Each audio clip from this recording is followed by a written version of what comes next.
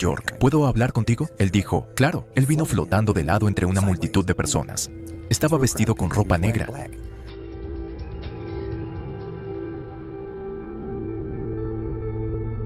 Era como una de esas viejas películas de vampiros en las que no caminan, sino que flotan. Y él era un bailarín, ¿sabes? Se movía con tanta elegancia y se sentó en una silla junto a mí y me asustó un poco. Es un tipo muy inteligente. Empezamos a hablar y yo ni siquiera sabía mucho sobre el guión. Así que empecé a hablar con él sobre la Edad Media. Y él empezó a hablar sobre torturas. Cambiamos al tema de las torturas porque había leído un libro sobre el tema. Intenté recordar algunas de las cosas más horribles que había en ese libro. Mi asistente estaba allí y se fue porque ya no podía soportarlo más. El aire se había vuelto frío y entonces él se fue. Y yo también quería irme, porque sabía que no quería trabajar con él. Y las cosas se estaban poniendo aterradoras. Y entonces me volví y estábamos en la terraza del Hotel Península. Me volví para evitar su mirada en cierto momento.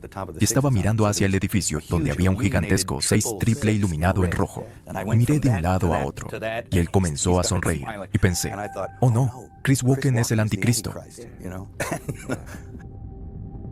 Mira esto. Cuando Mel Gibson habló sobre el número 666 en neón rojo, justo el día en que se encontró con Christopher Walken en medio de ese hotel en Nueva York. Otro punto que llama la atención es que Walken sonrió cuando vio la reacción de Mel Gibson al ver esos números, porque sabía que el actor era cristiano, y siempre hacía hincapié en hablar sobre su fe con las personas. Tal vez Christopher Walken estaba burlándose de Mel Gibson y de sus creencias, y eso quedó tan claro que el asistente de Mel Gibson se sintió mal en ese entorno, y tuvo que irse porque no podía soportar tanta opresión espiritual en ese encuentro. Después de esa reunión, Mel Gibson y Christopher Walken nunca más se volvieron a ver, mucho menos trabajaron juntos en ningún proyecto, y lo peor es que a partir de entonces, todo empezó a salir mal en la vida de Mel Gibson. Durante mucho tiempo, como puedes ver, durante años, fue acusado y juzgado por los medios de comunicación y las personas, y en cierta ocasión, la actriz Whoopi Goldberg salió a defender a su amigo, diciendo que nunca fue racista como todos decían.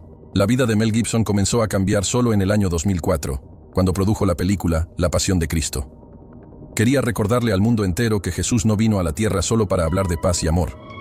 Vino con una misión especial: morir en sacrificio para que su mensaje de paz y amor fuera el único y verdadero, y tuviera el mayor significado de la redención humana. Y como dije, ninguna producción cinematográfica en la historia ha logrado retratar tan bien la profecía bíblica sobre el sufrimiento del Mesías. Mira lo que dice la Biblia. Él fue traspasado por nuestras rebeliones y molido por nuestras iniquidades. Sobre él recayó el castigo, precio de nuestra paz, y gracias a sus heridas fuimos sanados. Todos andábamos perdidos, como ovejas. Cada uno seguía su propio camino, pero el Señor hizo recaer sobre él la iniquidad de todos nosotros. Maltratado y humillado, ni siquiera abrió su boca. Como cordero fue llevado al matadero, como oveja enmudeció ante su trasquilador, y ni siquiera abrió su boca. Isaías 53, 5 al 7. Y la película fue un verdadero éxito, recaudando más de $600 millones en taquilla, llenando salas de cine en Estados Unidos y en varios países del mundo, incluyendo toda Latinoamérica. Y lo más importante, llevando a miles de personas a Jesús y rescatando a muchos que estaban desviados del camino del Señor. Ante esto, entiendo que lo que Mel Gibson pasó en ese encuentro con Christopher Walken y en los años siguientes, con toda la persecución e injusticias, fue en realidad una gran batalla espiritual. Satanás podría no haber sabido que Dios ya tenía planes de usar a Mel Gibson para hacer una película sobre el sacrificio de Jesús, porque no tiene el poder de prever el futuro. Pero sabía que ese hombre temía a Dios y quería ser usado por él de manera poderosa. Por eso, el enemigo usó todas sus armas para intentar destruir a Mel Gibson y frustrar los planes del Señor.